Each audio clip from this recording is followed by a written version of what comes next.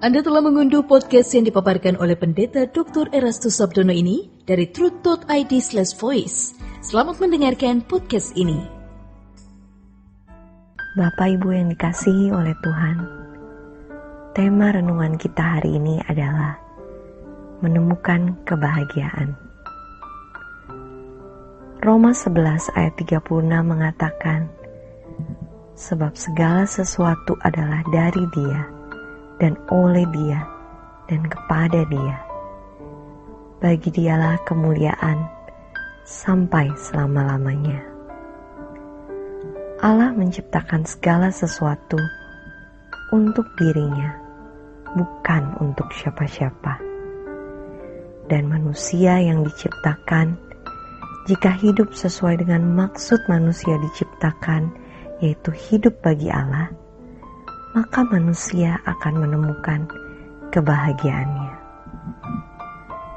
Jadi, manusia dapat menemukan kebahagiaannya kalau ia hidup sesuai dengan maksud tujuan dirinya diciptakan oleh Allah. Tetapi manusia telah memberontak, seperti yang dilakukan setan. Manusia telah berkeberadaan meleset. Itu yang dikatakan dalam Roma 3 ayat 23. Karena semua orang telah berdosa dan telah kehilangan kemuliaan Allah. Dan tentu dengan kemelesetan ini, manusia kehilangan kemuliaan Allah.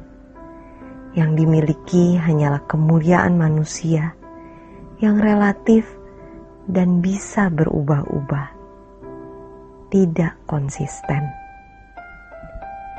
Keselamatan dalam Tuhan Yesus hendaknya mengembalikan kita dalam keberadaan sebagai manusia, sesuai dengan maksud Allah menciptakan manusia itu. Dan tentu saja, seandainya manusia tidak jatuh dalam dosa, manusia menjadi kesukaan hati Allah. Allah menciptakan malaikat-malaikat, tetapi berbeda dengan makhluk manusia yang diberi kehendak bebas dan diberi mandat menjadi mandataris Allah untuk mengelola bumi, juga alam semesta yang tidak terbatas ini. Manusia adalah makhluk yang penting dan juga dirancang untuk menerima otoritas. Jadi di mata Allah, manusia adalah seorang yang penting dan memiliki otoritas. Dan jika manusia tidak memberontak kepada Allah dan memenuhi apa yang Allah kehendaki, manusia menjadi kesukaan Allah dan tidak berlebihan kalau dikatakan manusia menjadi kesukaan Allah lebih dari apapun yang Allah miliki dan Allah ciptakan. Tetapi manusia telah memberontak. Rencana Allah gagal untuk sementara atau tertunda. Manusia yang mestinya menjadi kesukaan hati Allah, sebaliknya manusia mencari kesukaannya sendiri. Di dalam Kejadian 6 tertulis, ada seorang yang bernama Nuh. Nuh seorang yang Alkitab katakan sebagai seorang yang benar dan tidak bercela di antara orang-orang sezamannya. Dan Nuh hidup bergaul dengan Allah. Arti nama Nuh adalah orang yang menjadi atau memberi penghiburan.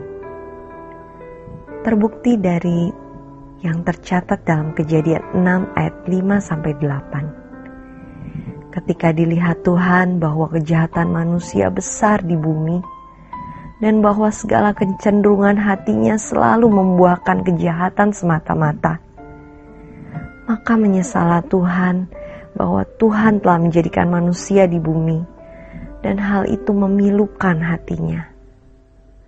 Berfirmanlah Tuhan, aku akan menghapuskan manusia yang telah kuciptakan itu dari muka bumi, baik manusia maupun hewan dan binatang-binatang melata dan burung-burung di udara. Sebab aku menyesal bahwa aku telah menjadikan mereka. Tetapi Nuh mendapat kasih karunia di mata Tuhan. Di tengah-tengah manusia yang rusak dan bejat, ada sosok manusia yang menjadi kesukaan dan penghiburan hati Allah. Setelah itu, hampir tidak ditemukan manusia seperti itu. Sampai di Injil Matius 3 ayat 17, ketika Allah menyatakan satu sosok pula yang menjadi kesukaannya. Inilah anakku yang kukasihi, kepadanyalah aku berkenan. Tentu Yesus yang di dalam Ibrani 2 ayat 17 dalam segala hal disamakan dengan manusia. Meskipun memiliki peluang untuk berbuat salah, tetapi Yesus memilih taat. Bahkan di puncak penderitaannya, ketika ia nyaris meninggalkan tanggung jawab dengan mengatakan, "Jikalau boleh cawan ini lalu daripadaku." Bahkan ketika ia disalib dalam penderitaan yang hebat saat Allah Bapa meninggalkan dirinya, dia berseru, bukan bersandiwara, "Allahku, Allahku, mengapa engkau tinggalkan aku? Eloi, Eloi, lama sabachthani." Ia tetap mengakhiri dengan satu komitmen, "Bukan kehendakku yang jadi, tapi kehendakmu." Ia tetap mempercayai Allahnya. Yesus menjadi kesukaan dan penghiburan hati Bapa di surga. Alkitab mencatat bahwa ia telah berhasil menjadi manusia sesuai rancangan Allah semula, berkenan. Yang karena kesalehannya, ia dibangkitkan. Ia menjadi yang sulung di antara banyak saudara. Dan karena dia telah berhasil, ia bisa menjadi pokok keselamatan. Artinya dia menjadi komposer, pengubah, sekaligus menjadi teladan bagi manusia lain, supaya juga mengikuti kehendaknya. Pertanyaannya, siapakah manusia lain yang bisa mengikuti jejaknya? Tentu orang-orang yang sungguh-sungguh mau berjuang untuk serupa dengan dia. Pertanyaan penting yang harus kita kemukakan pada diri kita sendiri dan benar-benar kita persoalkan adalah, apakah saya makin hari makin serupa dengan Kristus? Di mana kita sepikiran dan seperasaan dengan Allah, dan segala sesuatu yang kita lakukan selalu sesuai dengan pikiran dan perasaan Allah.